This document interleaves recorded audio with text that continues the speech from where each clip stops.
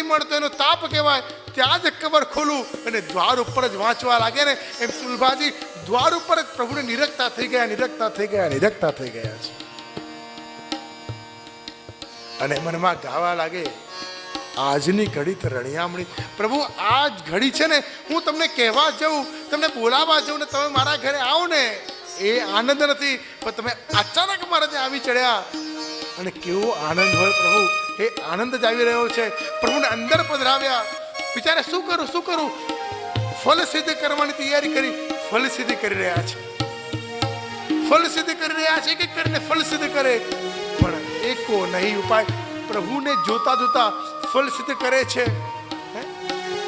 સફરજનના છિલકા કાઢ્યા, છિલકા લઈને પ્રભુને રોગાવે છે, સફરજન નીચે પડી જાય છે.